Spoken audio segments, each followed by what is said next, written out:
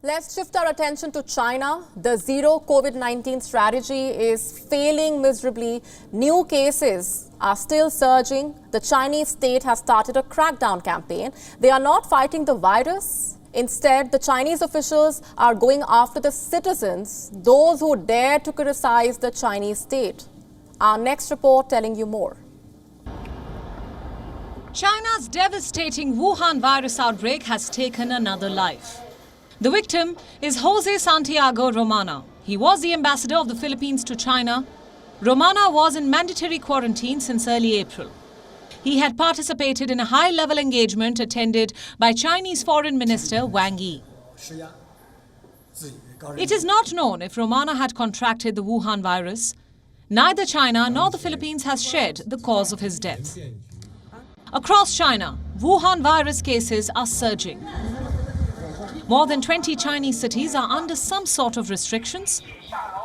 Either there are heavy restrictions on movement or there is a complete and total lockdown. But no city is as badly affected as Shanghai. The suffering of the 26 million citizens is worsening. In recent days, there has been an onslaught of complaints. Residents of Shanghai are struggling with fatal healthcare disruptions, food shortages, and a state that is struggling to cope with the rising number of infections. Public anger exploded last week. Chinese authorities issued orders to take over apartments.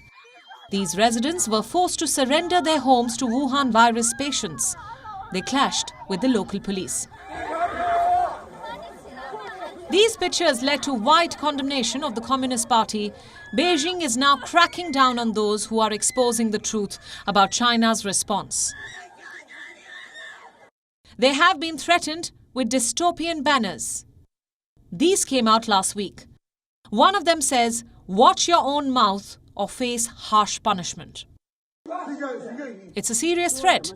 Chinese pandemic workers recently hunted down a dissenter. His crime was a social media post critical of the Chinese establishment. Here is how the Chinese workers threatened him.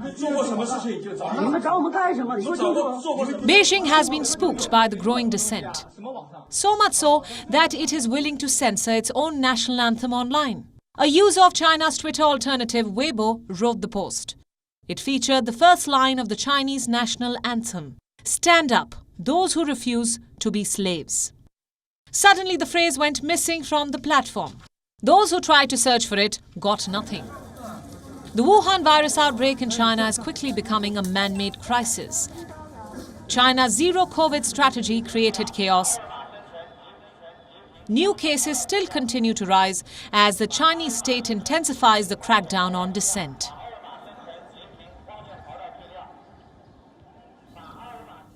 WION now available in your country. Download the app now. Get all the news on the move.